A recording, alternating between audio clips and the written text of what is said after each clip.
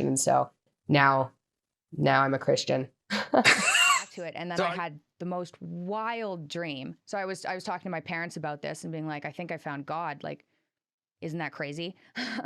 And I went to sleep that night and I woke up at 5:30 in the morning and I had a dream. I think I'm allowed to talk about this stuff, but I had a dream and this loud thundering voice just yelled, "Do it," in the dream. And I woke up at 5:30 in the morning and was like, I think I just got yelled at by God. I think that just happened. That's what it felt like.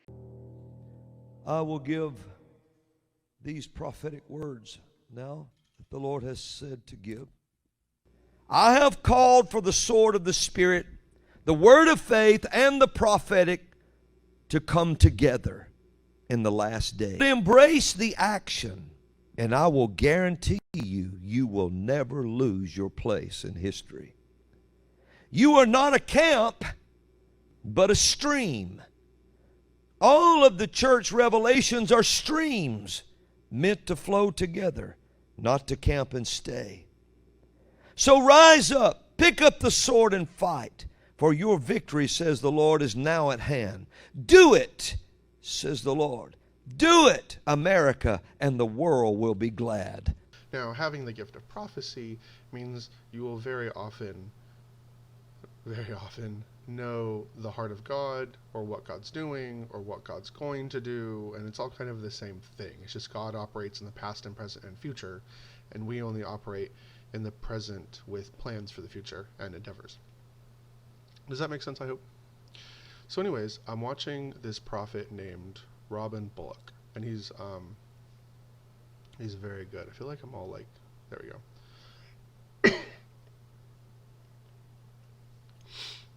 And so I'm listening to what he has to say, and planning other episodes for you guys.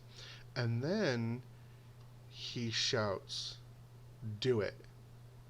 And he doesn't just shout, "Do it," as he's prophesying and delivering messages of God. I pay attention to the timing, because I have a very keen ear for when people speak and how they speak and the tone of how they speak and the dynamics how they speak in the Bible language. Like, my soul just absorbs all of it. It's one of my gifts. And so he says, do it with this specific tone and tempo and significance, and it kind of echoes through time in my heart.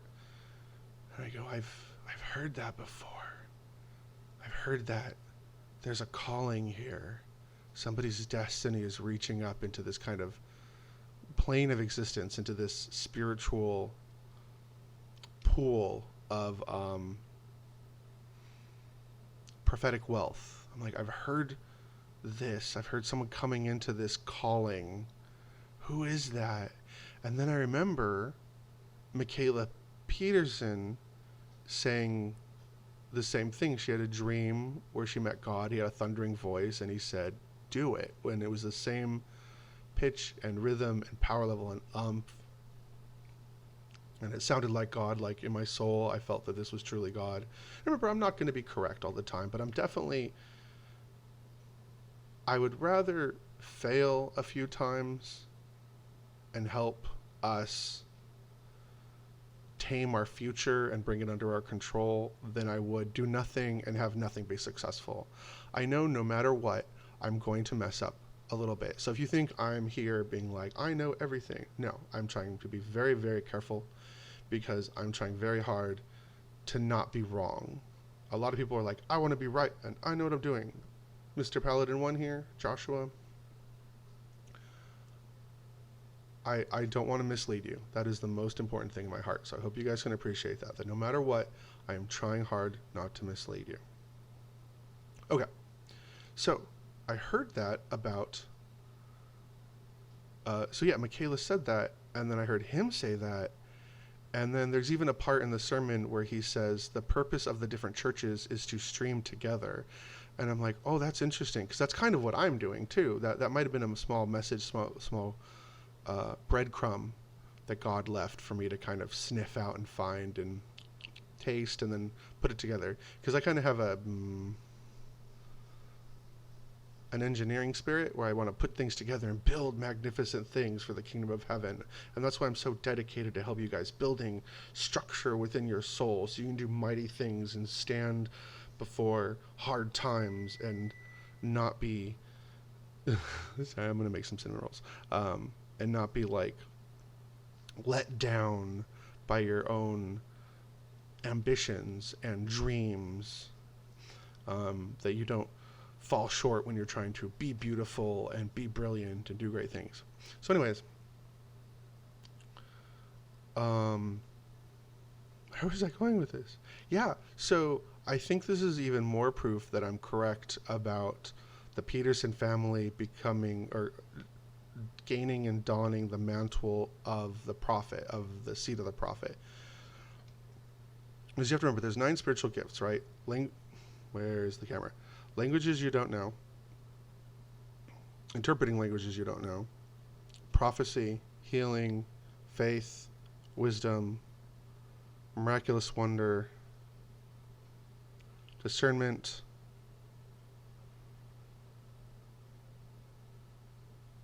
did I say knowledge already? Knowledge?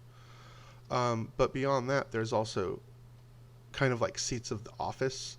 So God will anoint certain people to have a mighty authority and kind of be a prophetic significance for maybe an entire nation or an entire generation or an entire era. And I really think Jordan Peterson is going to don that, and then because he has that, it anoints down throughout his family line. So his children and his siblings and his wife, and if his wife's siblings really wants to, they can too. But yeah, I definitely think Mikhaila is going to don it, should she want. Because you can turn away. You can be like, God, this isn't my thing. And then God will talk to you. He'll be like, okay, well, do you want to do this? Do you want to do something like it? Because if these blessings are happening in the future and we're seeing the first breadcrumbs of it now, it means in the future, most likely, they really, really aspire for this sort of calling at all. Because remember, heaven only ever does things perfectly perfect. Heaven only ever multiplies, is benevolent, and does things perfectly perfect. Remember my story. I had a friend who had feet problems. I went to heal her. Nothing happened. So I went and thought about it. I was like, this doesn't make sense. But heaven never fails us, right? Earth has problems because Adam and Eve ate the fruit, right, and ruined everything. Well, and introduced darkness into the world. I don't want to say they ruined everything. But heaven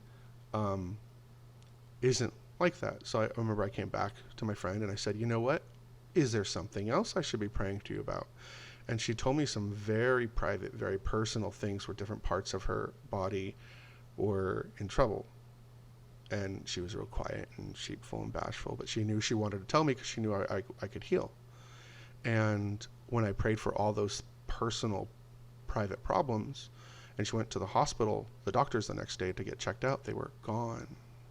So if I had healed her foot, I wouldn't have thought to ask. Anyways, I really hope the Peterson family dons the mantle because they are just so epic. They're truly dragon slayers. I think that's everything I wanted to say. So yeah, I just wanted to bring this to light because you guys don't necessarily have the time or want to have the time to go and look at all the prophets and see who's an idiot and who's legit, and then like find the little parts of the long sermon that are like the really interesting nuggets, and then because some of these YouTube episodes are like 2 hours long, and I'll go through and I'll grab the nugget and then I'll explain what it means, put it out. So I hope you guys like this. I love you all. I want to keep doing this if you guys so desire, and if you don't, I'll do other stuff that is interesting too. Anyway, love you guys.